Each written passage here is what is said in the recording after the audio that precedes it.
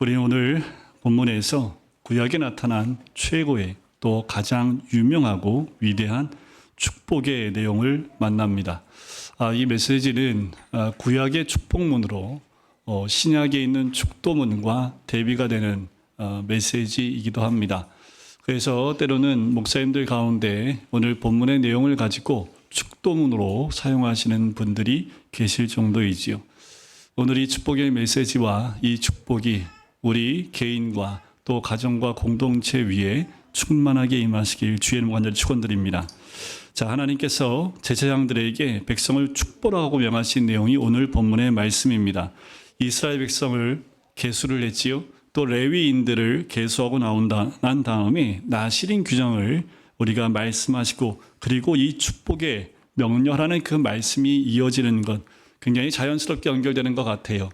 하나님 백성을 계수하고 그 백성을 영적 섬길 제사장들을 세울 뿐만 아니라 더 나아가서 하나님께 헌신된 자들이 어떤 자들인지를 보여주며 그들에게 축복의 메시지를 선포하시는 것, 그것이 어쩌면 우리의 교회의 모습이고 공동체의 모습이지 않을까라고 생각이 들어요. 수많은 전쟁을 싸워야 될 백성들, 또 그들을 영적으로 섬겨야 할 레위인들, 그리고 특별히 자원하여 자신을 거룩하게 구별하여 하나님께 바친 나실인들의 규정을 앞에 다 다루었지요.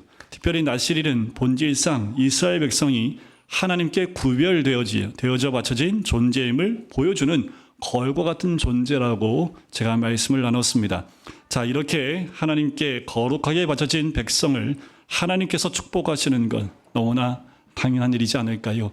여러분들, 우리의 삶이 구별되어져 있을 때, 우리의 삶이 주님 앞에 온전히 드려졌을 때 그 사람에게 부어지는 축복의 내용이 오늘 본문의 내용입니다. 저는 오늘 예배 나온 모든 성도님들이 그 헌신된 마음과 바쳐진 마음으로 나왔다면 오늘의 이 메시지와 말씀이 그 가정과 개인에게 충만하게 임할 줄 믿습니다.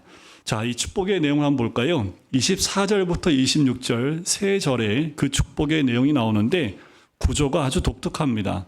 세 절이 각각 하나님의 언약적 성호인 여호와를 반복하여 사용하고 있습니다. 문맥상 때로는 말씀을 보면, 원어에도 보면 여호와를 한 번만 써도 무난할 정도의 메시지의 흐름인데도 불구하고 여호와라는 이름을 매 절마다 반복해서 사용하고 있지요. 이것은 특별한 복을 주시는 주체가 누구인지를 정확하게 보여주고 있는 겁니다. 그 주체가 하나님임을 의도적으로 강조한 어법이라는 거예요. 여러분들, 고린도후서 13장 13절이 저희가 목사가 여러분들 마지막 축도할 때 쓰고 있는 말씀이 고린도후서 13장 13절입니다. 성부, 성자, 성령 삼위 하나님의 이름으로 축복하고 있는 그 모습과 굉장히 흡사해요. 여호와, 여호와, 여호와. 여기서는 삼위로 나누어 있지 않지만 여호와라는 그 성호의 이름을 통해서 이 축복의 주체가 누구인지를 분명하게 이 방식을 통해서 알려주고 있습니다. 그리고 이 세 구절은 각각 두 개의 동사의 짝들로 구성되어져 있는데요. 22절에 보면 복을 주심과 지키심, 또 25절에 보면 그의 얼굴을 내게로 비추심과 은혜 베푸심, 그리고 26절에는 얼굴을 향하여 드심과 평강 주심이 짝을 이루고 있습니다. 이 짝을 이루고 구성된 단어들은 원인과 결과의 관계를 보여주고 있어요. 복 주심의 결과가 뭐로 연결돼요? 지키심으로요. 얼굴을 비춰주시는 그 결과가 은혜 베푸심으로요. 얼굴을 향하여 드심이 결과로 평강 주심으로 연결된다라는 거예요. 우리말 성경에는 드러나지 않지만 히브리어 원어에 보면 이 축복문은 점강법적 구조로 되어 있습니다. 점점 강하여지는, 더 강조되는 모습으로 가요. 히브리어 단어 수가요, 24절에 보면 3개, 25절은 5개, 26절은 7개로 되어 있습니다. 자음을 보면 24절은 15개, 25절은 20개, 26절은 25개, 점점 늘어나고 있지요. 그리고 음절수로 봐도 점점 그 숫자가 더 늘어나고 있는 모습을 볼 수 있습니다. 또 우리가 한 절 한 절 보겠지만 그 한 절 한 절을 보면 그 문장 구조에서만이 아니라 내용에서도 그 축복의 내용이 점점 고조되어져 가는 방향으로 흘러가고 있다는 것을 볼 수 있어요. 자, 한 구절씩 한번 볼 텐데, 가장 먼저 사용되는 동사는 24절에 복을 주시고라고 나옵니다. 자, 히브리 말에서 축복한다라는 그 말의 의미, 우리가 일반적으로 사용하는 것과는 좀 다릅니다. 자, 우리가 누군가를 축복한다고 할 때 이거는 뭐예요? 우리의 바람이 이루어진다든가 내가 원하는 것들이 이루어진다라는 그 내용 이상도 이하도 아닐 경우가 많습니다. 하지만 이스라엘 사람들에게 있어서 축복은 우리가 이해하는 축복과 좀 달라요. 가령 이삭이 아들들을 축복할 때 제일 먼저 누가 축복을 받았나요? 순서를 뒤바꿔서 야곱이 에서의 축복을 도둑질했지요. 그래서 마음껏 축복을 다 해줬어요. 근데 에서가 나중에 깨닫고 아버지 앞에 울면서 들어오죠. 나도 축복해달라고. 그때 이삭이 그래. 나도 야곱한테 하듯이 너도 해줄게 했어요? 아니면 너에게 더 이상 빌어줄 복이 없다라고 했습니까? 좀 약간 다르지요. 그냥 축복해주면 될 텐데 더 이상 너한테 줄 복이 없다 하면서 또 축복은 해줘요. 자, 이 보스를 보면 여기서 이 축복은 번복하거나 돌이킬 수 없는 성격을 가진 것으로 나타난다는 것을 볼 수 있어요. 그리고 이삭과 두 아들 야곱과 에서는 모두 그 축복이 단순히 아버지의 소원함이나 아버지가 바라고 있는 것이 아니라 실제로 이루어질 것이라는 것을 굳게 믿고 있습니다. 자, 이런 패턴이 창세기 48장과 49장에도 나와요. 야곱이 요셉의 두 아들 축복하고 49장에는 12아들을 축복하는 장면이 나오지요. 여기서도 우리가 보는 것은 느낌이 꼭 예언 같아요. 그냥 아버지가 돌아가시기 전에 한 명 한 명 축복의 말로 너는 주님 안에서 잘 살아 뭐 이런 유언의 메시지보다 꼭 예언을 하는 것 같은, 그래서 그 말씀대로 이 아들들이 될 것 같은, 그래서 예언의 메시지가 그 안에 있다는 것은 사실이지요. 실제로 야곱이 12아들을 축복한 대로 그 지파가 그 말씀대로 되어지는 것을 보게 됩니다. 이것이 바로 이스라엘 사람들에게 있어서 축복이 의미하는 모습이에요. 즉 축복은 우리가 원하는 것, 내가 되고 싶은 것이 아니라 축복하는 자의 능력에 기반을 두고 그 축복을 성취하는 것이 암시되어져 있다는 거지요. 자, 이 점에서 이삭이나 야곱이 자기들의 능력으로 자식들에게 어떤 일을 행할 수 있는 것은 아니었습니다. 그들은 족장이었지요. 하나님의 이름으로 자기 아들들을 축복하는 일을 한 거예요. 여기서 이 점에서 제사장들에게 자기 백성을 축복하라고 하신 하나님의 명령은 실제로 하나님께서 그 전능하신 능력으로 그 축복의 내용을 성취하시겠다고 자기 백성에게 선언하시는 것과 조금도 다르지 않아요. 제사장들이 축복을 해주고 있지만 그것을 이룰 분이 누구라는 거예요? 여호와 하나님의 능력 가운데 있다라는 것. 이 점이 우리가 보통 생각하는 축복과 근본적으로 다른 점입니다. 우리가 누구에게 축복한다는 그 개념보다 지금 오늘 본문에 나오는 이 축복의 개념은 이스라엘적 개념이라는 거지요. 그러니까 엄밀하게 말해서 축복을 하실 수 있는 분은 하나님 한 분밖에는 계시지 않다고 볼 수 있습니다. 제사장들에게 하나님 명령을 하셨지만 그것을 이루실 분은 누구예요? 하나님의 능력 가운데 있다라는 거지요. 자, 두 번째로 나오는 24절의 동사는 지키시고라는 단어입니다. 이것은 하나님께서 복을 주신 결과이지요. 하나님께서 복을 받을 사람은 하나님이 지키심을 받습니다. 자, 여기서 지키신다라는 그 말뜻은 돌보신다, 모든 해로부터 상하지 않도록 보호하신다라는 의미가 있습니다. 악한 자로부터 자기 백성을 보호하시고 하나도 잃어버리지 않으시는 하나님의 은혜로운 역사를 가리키고, 조금 더 궁극적인 모습으로 생각한다면 이것은 하나님께서 성도를 견인하시는 은혜를 보여줘요. 결국 하나님께서 구원의 역사를 끝날 때까지 포기하지 않으시겠다라는 거지요.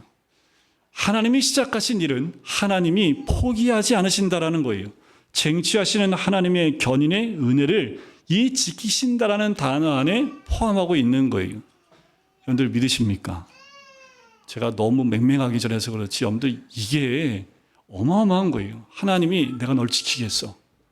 믿으십니까? 믿긴 하세요? 근데 이게 제가 이렇게 말하면 에이 목사가 뭘 지켜 뭐 이러겠지만 하나님의 언약의 말씀은 내가 널 지키겠다고 하시면요 이게 믿어지면 내가 지금 어떤 상황에 있든 상관이 없어요.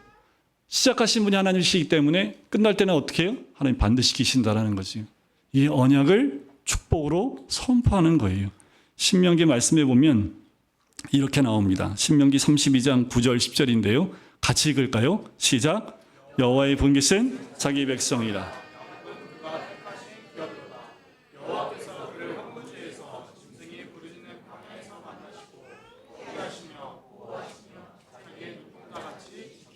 좀 맹숭맹숭하지만 여기다가 우리 이름을 넣으면 좀 달라집니다. 야곱의 대신에 자기 이름을 넣어서 하면 이건 다 읽으세요. 자기 이름 넣어서 아들 이름 넣지 말고 본인 이름 넣어 다시 한번 읽겠습니다. 시작. 여호와의 분깃은 성결은 그가 택하신 기업이로다. 여호와께서 그를 황무지에서 짐승이 부르짖는 광야에서 만나시고 호위하시며 보호하시며 자기의 눈동자같이 지키셨도다.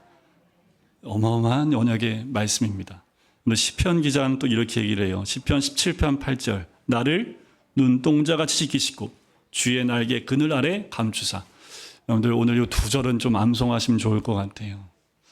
글쎄요, 성도님들 가운데 너무나 힘들어서 정말 어려움, 마음의 심적 어려움 가운데 있는 분들에게 이 두 말씀은 큰 힘이 될 줄 믿습니다. 하나님은 그 복을 받은 하나님의 백성, 언제나 이런 고백을 가진 사람들이에요. 여러분들 우리가 어떤 사람인지 이 말씀 안에서 깨닫기를 원합니다. 하나님께서는 연약하고 흔들리기 쉬운 자기 백성을 축복하게 하심으로써 그들을 향한 당신의 의지를 보여주시고 또 보여주기를 기뻐하시는 거지요. 자, 이제 두 번째 축복입니다. 25절에 나오지요. 여호와는 그의 얼굴을 내게 비추사 은혜 베푸시기를 원하며 라는 거예요. 자, 여기서도 하나님께서 얼굴 빛을 비춰주신 결과로 은혜 베푸심을 받는다라는 결과의 구조입니다. 자, 얼굴을 비추신다는 뜻은 무엇일까요? 이거는 원어에 입각해서 번역을 하면 그냥 웃으신다라는 거예요. 하나님이 나를 보고 웃으신다라는 그 의미가 이 안에 있습니다. 영어 성경 NLT에 보면 의역을 한 성경인데요. 여기에는 이렇게 영어로 번역을 해요. May the Lord smile on you 라는 거예요. smile on you. 하나님이 우리를 보고 그냥 웃고 계신 거예요. 우리말 성경 가운데 공동 번역에도 이거는 여기에는 이렇게 번역합니다. 야훼께서 웃으시며 라고 번역을 해요. 하나님께서 자기 백성을 바라보시고 웃으신다라는 것. 그런데 하나님이 나를 보고 웃고 계시다라는 거예요. 그들 안에서 기쁨을 발견하신다라는 거지요. 스바냐 말씀들 기억하십니까? 너희 하나님 여호와가 너희 가운데 계시니 그는 구원을 베푸실 전능자치라. 뒤에 같이 읽을까요? 그가 너로 말미암아 기쁨을 이기지 못하시며 너를 잠잠히 사랑하시며 너로 말미암아 즐거이 부르며 기뻐하시리라 하리라. 하나님께서는 믿음으로 말미암아 그리스도와 연합한 신자들, 우리들을 그리스도를 바라보시듯 즐거움과 기쁨으로 바라보신다라는 거죠. 그것은 바로 은혜입니다. 왜요? 하나님이 우리 보시면 웃으실 만한 것들이 좀 있을까요? 뭐 하나님 보시기 얘는 조금 웃어줄 만하네. 얘는 조금 정색 뭐 이러실만 해서 그런데 우리에게 뭔가 하나님이 기뻐하실 만한 건덕지라도 있기 때문에 이렇게 우리 보고 웃으신다고 말씀하실까요? 우리에게 전가된 그리스도의 의를 보시는 것 때문입니다. 그것에 합당하게 우리를 대우해 주시는 것뿐이에요. 우리는 다 죄인입니다. 흠과 티가 있어요. 아무리 하나님 앞에 거룩하게 산다 하더라도 죄에서 자유로울 사람이 단 한 명도 없기에 우리는 믿음으로 그리스도와 하나 된 그 의가 전가됐기 때문에 하나님이 나를 보시는 것이 아니라 내 안에 있는 그리스도를 바라보시며 우리를 보시고 기뻐하시고 흠모하신다라는 거지요. 그것에 합당하게 우리를 대우하신다라는 거예요. 이것이 죄인에게 베푸시는 과분한 은혜이지요. 이거보다 더 큰 은혜가 어디에 있습니까? 은혜는 우리가 받고 싶다고 받을 수 있는 게 아니지요. 하루를 살아도 은혜를 받고 산다라는 것은 결심으로만 되는 게 아닙니다. 하나님께서 우리에게 그 얼굴을 비추어 주시는 일이 있어야 돼요. 은혜는 받을 자에게 달린 것이 아니라 주시는 분에게 달린 거예요. 그러니 은혜가 있는 거지요. 내가 뭔가를 했기 때문에 은혜를 누렸다면 그건 은혜가 아닙니다. 그 은혜가 될 수 없겠지요. 그런데 내가 죄인임에도 불구하고 나를 보고 계시다면 그건 은혜일 수밖에 없겠지요. 그래서 우리는 은혜를 베푸시는 하나님을 바라보되 상전의 손을 바라보는 종들의 눈같이, 또 더 나아가 여주인의 손을 바라보는 여종의 눈같이 바라보며 은혜 베풀어 주시기를 기다려야 합니다. 그러니까 우리는 어떻게, 하나님이 그렇게 봐주시는데, 그러니까 할렐루야 하면서 할렐루야 하고 끝나는 것이 아니라 우리는 어떤 모습이어야 돼요? 종처럼, 여종처럼 주님을 바라보는 그 간절한 모습이 우리 가운데 있는 거지요. 세 번째 축복이 26절에 나옵니다. 우리 26절을 한번 같이 읽을까요? 여호와는 그 얼굴을 내게로 향하여 드사 내게 평강 주시기를 원하노라. 여러분들 이 세 절 가운데 이 마지막 26절이 축복의 엑기스라고 보시면 돼요. 모든 것이 이 마지막 축복을 향하여 달려가고 있습니다. 물론 여기에서 하나님께서 그 얼굴을 향하여 드시는 결과로 평강을 누리는 복을 얻지요. 얼굴을 향하여 드신다라는 것, 눈을 들어 그를 본다는 표현과 마찬가지로 이것은 주목하여 본다는 뜻이 있습니다. 주목하여 본다. 하나님이 딴 거 안 보고 너만 보고 있다라는 거예요. 여러분들 이게 복일까요? 부담스러우세요? 하나님, 난 너만 보고 있어. 그랬더니 막 처음엔 할렐루야 하는데 시간이 가면 갈수록 너무 부담스러운데 막 이러신 걸까요? 하나님은 그 얼굴을 향하여 드사 우리를 주목하여 보고 계십니다. 하나님께서 자기 언약 백성을 바라보시되 웃으시면서 보실 뿐만 아니라 관심을 가지고 주목하여 바라보신다라는 거예요. 마치 우리 자녀들을 보면 그 자녀들 보면서 웃는 것처럼 웃는 것과 마찬가지로 어딜 가든 자녀를 주목하지요. 우리 아이들이 아침에 일찍 와요. 그런데 이제 커가지고 부모에게서 벗어나서 어디에 가 있는지를 모르겠어요. 그래서 부모가 이제 교사 섬기고 있으니까 이 세 명의 아이들이 땅강아지가 돼가지고 땅을 파러 어디로 가는데 어느 땅을 파는지를 잘 모르겠어요. 그래서 엄마 애들 어디 있지? 하고 있으면 어딘가에 있긴 해요. 그런데 어딘가에 있는 걸 대부분 다 알지요. 부모는 자녀가 어디에 있든 주목하여 보고 있기 때문에 그렇습니다. 그럼 그 자녀는 어떻게 해요? 부모가 옆에 없어도 뭘 기억하고 있어요? 엄마 아빠가 나를 보고 있겠다라는 믿음이 있는 거지요. 그래서 어딜 가도 당당하게 가요. 전에도 말씀드렸잖아요. 우리 현솔이 어렸을 때 혼자 너무 혼자 가길래 숨어서 지켜봤더니 한 10분 동안 딴짓하다가 엄마와 아빠의 눈길이 느껴지지 않으니까 그때부터 좀 불안해하는 모습. 이게 우리의 모습입니다. 하나님이 우리를 주목해 보지 않으면 우리는 단 한순간도 그 불안에서 자유할 수 없는 존재이지요. 부모가 자녀를 바라보고 주목하여 보듯 애들이 아무리 많아도 내 자식은 그 가운데 어디에 있는지 확 눈에 들어와요. 하나님은 그렇게 우리를 보고 계시는 거지요.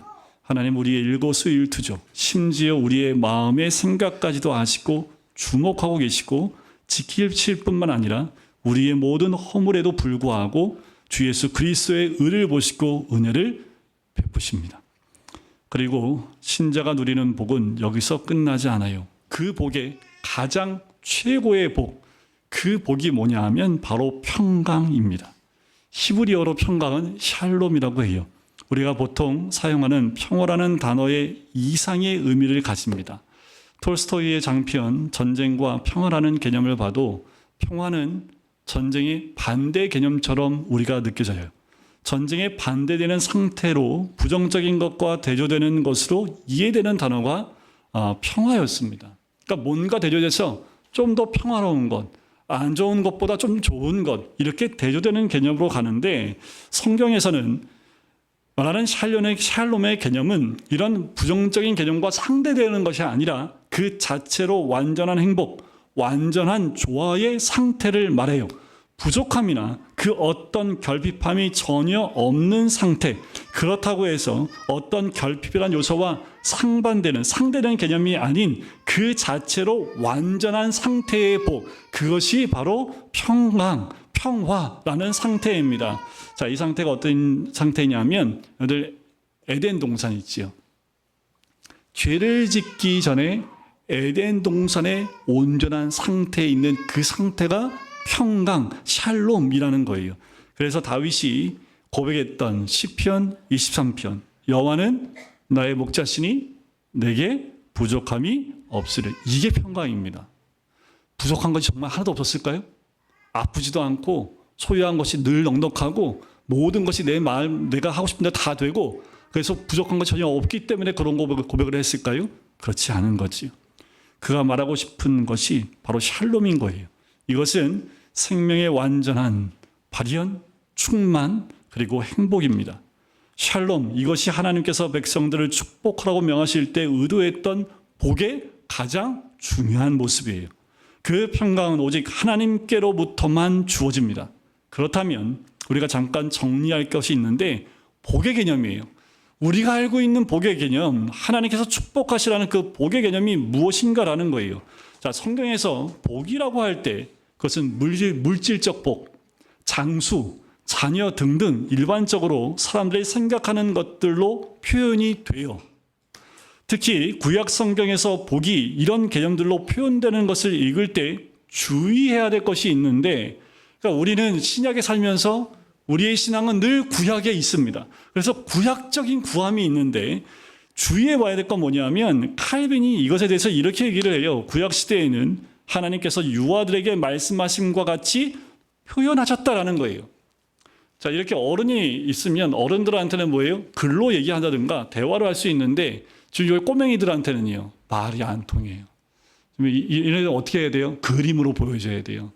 보이지 이거야 라고 보여주듯이 구약의 복의 개념은 그렇게 눈에 보이는 그림으로 보여줬다라는 거예요. 그래서 좀 어렵지만 칼빈의 기독교 강요에는 이 부분을 이렇게 설명을 해요.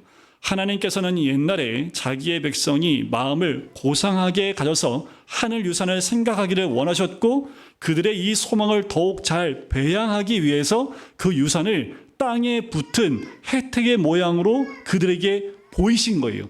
이를테면 그들이 맛보게 하셨다라는 거죠. 자, 그러나 지금은요, 복음이 내세의 은총을 더욱 명백하고 분명하게 계시했으므로 주께서는 우리의 마음을 인도하셔서 직접 내세를 묵상할 수 있게, 명상하고 묵상하게 하심으로 이스라엘 백성에게 쓰시던 낮은 훈련 방법을 버리신다라는 거예요. 그러니까 이런 거예요. 애들한테는 그림 보여주지만 다 큰 대학생들한테 뭐예요? 말로 설명해줘도 된다라는 거지요. 어릴 때는 그림 같은 거 보여줘서 이게 이런 뜻이야 라고 설명해 준다면, 지금은 이거야 라고 설명해도 이해가 되는 것이 신약에 살고 있는 백성의 모습입니다. 그런데 신약에 살고 있는데 계속 구약의 그림만 요구하고 있으면 안 된다라는 거예요. 비록 구약 성경이 복을 종종 물질적, 땅의 것으로 표현하고는 있지만, 그런 표현들 속에서 놓치지 않고 말하는 그 복의 핵심은 오늘 우리가 상고하는 세 구절, 이 안에 있습니다. 다시요, 그 복은 하나님의 지키심이고, 하나님께서 우리를 향하여 웃으시며 은혜를 베푸심이며, 우리를 주목하사 모든 환경 속에서 평강을 누리게 하심이라는 거죠. 이것을 우리 주님은 십자가를 지시기 전에 제자들에게 마지막 만찬자리에서 이렇게 말씀하십니다. 같이 읽겠습니다. 시작. 평안을 너에게 끼치노니 곧 나의 평안을 너희에게 주노라. 내가 너희에게 주는 것은 세상에 주는 것과 같지 아니하냐. 너희는 마음에 근심하지 말고 두려워하지도 말라. 자, 이 평안, 세상에서 제자들이 당하기를 환난에도 불구하고 어떻게 해요? 누릴 수 있는 평안입니다. 왜냐하면 이 평안은 오직 주 안에서 누리는 평안이고, 주 안에 있는 신자의 신분은 어떤 것으로도 변개될 수 없기 때문에 그래요. 우리가 예수를 믿고 그 그 믿음 가운데 있는 그 백성들에게 주어주시는 그 평안은 우리에게 주시는 하나님의 은혜입니다. 근데 문제는 우리의 마음이 왜 지상의 물질적 복에 집착하게 되는가라는 거예요. 왜 우리가 예수 그리스도 한 분으로 만족하지 못하고 왜 눈에 보이는 지상 것, 땅의 것에 집착하게 되는가? 레리 크랩이라는 목사님께서 이 문제를 인간의 욕구와 갈망 관해서 세 개의 동심원으로 잘 설명을 합니다. 가장 밖에 있는 원, 이것이 일상적 욕구인데 이게 물질의 소유와 관련된 욕구입니다. 그런데 돈만 많으면 되세요? 돈이 한 100억 있으시면 늘 행복하고 편안하실 것 같아요? 근데 여기서 우리가 또 요구하는 욕구가 하나 더 생겨요. 그게 뭐냐면 두 번째 중간의 동심원인데 이게 기본적 욕구인데 관계입니다. 화목한 가정, 원만한 인간관계로 채워질 수 있는 욕구입니다. 자, 그러면 여러분들 한번 물어볼까요? 돈도 많고 관계도 좋아요. 그러면 늘 평안하십니까? 그렇다면 원은 세가 필요 없겠지요. 이것이 채워진다고 하면 그럼에도 인간의 욕구가 충족되었다고 느끼지 못해요. 이때 인간 중심에 있는 욕구를 보게 됩니다. 이게 근본적인 욕구라고 불리는데 하나님만이 채워줄 수 있는 영적 욕구인 거예요. 물질과 지상적 관계로 채워질 수 없고 오직 하나님과의 바른 관계로만 채워질 수 있는 욕구입니다.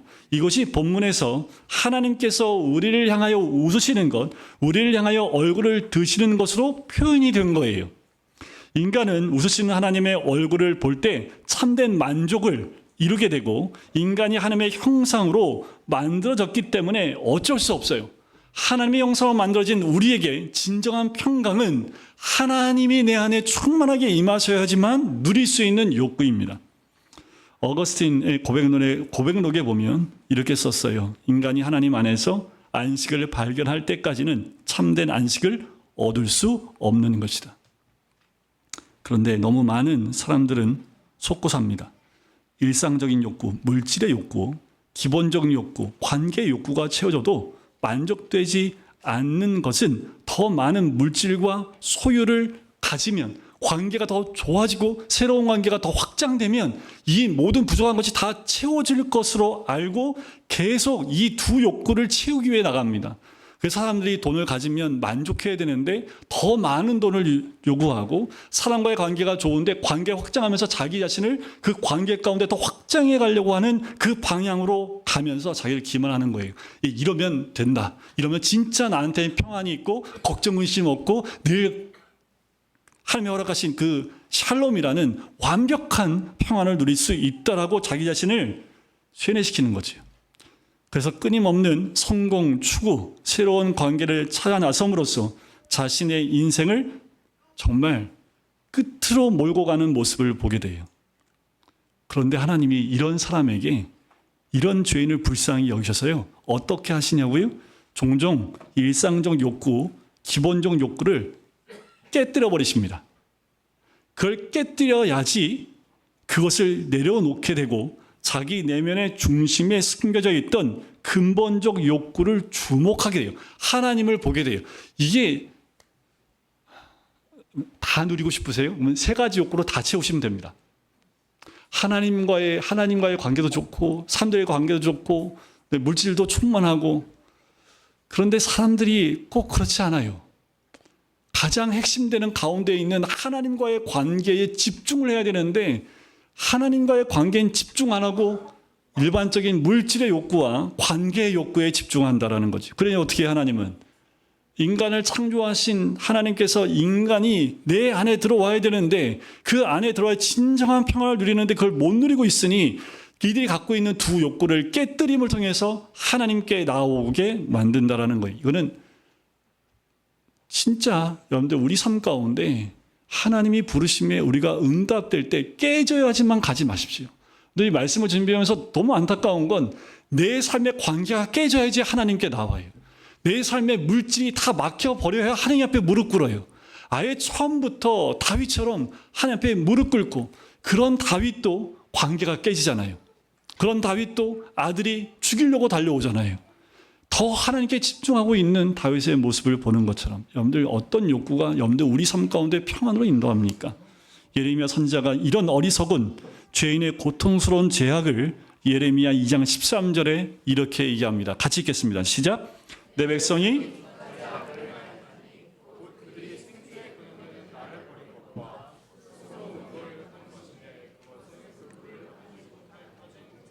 자, 하나님만이 그들의 만족의 근원이심을 인정하지 않고 다른 만족을 줄 수 없는 웅덩이를 파는 것이라는 거지요. 이어서 그들이 고통 가운데 살아가는 이유를 지적하는데 예레미야 2장 19절에 나옵니다. 그 다음 절에 보면 그런즉 내 하나님 여호와를 버림과 내 속에 나를 경외함이 없는 것이라는 거지. 이것이 악이요 고통인 줄을 알라. 주 만군의 여호와의 말씀이니라. 우리가 신앙생활하는 가운데 깊이 생각해야 될 대목입니다. 여러분들 어떤 웅덩이를 파고 계십니까? 자, 이제 마지막 절입니다. 그들은 이같이 내 이름으로 이스라엘 자손에게 축복할지니 내가 그들에게 복을 주리라. 누가요? 내가요. 그 내가가 누구예요? 하나님이요. 하나님께서 이스라엘 자손을 축복하시겠다고 말씀에 강조하십니다. 축복하는 것. 제사장들이지만 복을 주시는 분은 하나님이라는 거지요. 이스라엘 백성이 제사장의 축복을 받을 때 생각해야 하는 것이 바로 하나님의 이 약속이에요. 저도 오늘 축도할 거예요. 이 축도를 제가 하는 게 아니라 여러분들 제가 축도해도 말씀의 언약을 붙들고 축도를 받는 사람에게는 하나님이 이루실 복이 임하게 되는 거예요. 제사장들이 아무리 축복한다 할지라도 그 제사장을 보고 라고 얘기하면 복을 못 받아요. 하지만 제사장이 주어진 이 특권이 이 축복하라는 이 명령대로 받고 그 하나님의 언약으로 받기 시작을 하면 그 복은 하나님께서 약속대로 이루어 주신다라는 거지요. 그래서요, 여러분들 미국에서 교회가 세워지고 갈 때 미국이 축복의 나라가 될 수 있었던 것은 이런 표현도 해요. 밖에 막 놀다가 목사가 축도할 때는 다 들어온대요. 그 정도로 축복에 대한 그 의미가 뭔지를 아는 민족이 미국이라고 얘기를 할 정도입니다. 그렇다고 다 나가 놀다가 축도할 때만 들어온 얘기가 아니라 여러분들 그 축도가 얼마나 귀한지. 전 너무나 감사한 건 제사장들이 보여진 것처럼 저에게 그런 축도할 수 있는 그 명령을 주신 것이 얼마나 큰 복인지 몰라요. 그래서 선배 목사님이 그래요. 목사는 어딜 가도 축도해 줘야 된다. 그게 내가 해야 될 의무다라고 얘기를 해요. 여러분 그 축도를 받을 때 믿음으로 받으시길 주의 이름으로 간절히 축원드립니다. 사랑하는 성도 여러분, 하나님께서 이와 같은 명령을 제사장들에게 주셨다는 것은 하나님의 백성에게는 얼마나 큰 은혜요 축복이었겠습니까? 하나님 백성이 지금 어디서 살고 있어요? 민수기입니다. 광야 속에 있어요. 매일의 삶 속의 불안함과 두려움에서 해방될 수 없는 인생을 살아가지만 그 모든 것 가운데 평강, 샬롬을 누릴 수 있다라는 거예요. 왜냐하면 하나님께서 그들의 만족이 되심을 경험하고 하나님의 선하심을 맛보아 알고 누리기 때문에 그래요. 광야임에도 불구하고 가진 것 없고 관계가 다 깨어졌다 할지라도 그 안에서 하나님 한 분만으로 만족하는 그 은혜를 누리게 되는 거지요. 때로는 그들의 일상적 욕구와 기본적 욕구가 채워지지 않는 경험 속에서도 그들은 진정한 근본적 욕구 가운데 하나님의 은혜를 누리는 거지요. 그래서 다윗과 같이 고백을 하는 거예요. 여호와는 나의 목자시니 내게 부족함이 없으리로다. 어떻게 이런 평강이 우리에게 주어졌습니까? 자격도 공로도 없는데 이 축복은 전적으로 누구로 말미암아? 주 예수 그리스도로 말미암는 거지요. 그래서 사도 바울은 에베소 교회에 이렇게 씁니다. 하나님 우리 아버지와 주 예수 그리스도로부터 은혜와 평강이 너에게 있을지어로다. 찬송하리로다. 하나님 곧 우리 주 예수 그리스도의 아버지께서 그리스도 안에서 하늘에 속한 모든 신령한 복을 우리에게 주시되, 이 복을 누가요? 오직 그리스도 안에서 신자들에게 주어집니다. 우리는 야곱처럼 그렇게 힘들게 사실 필요 없어요. 야곱처럼 축복을 얻기 위해서 싸울 필요가 없어요. 그것은 받을 자격이 없는 자들에게만 주어지는 모습입니다.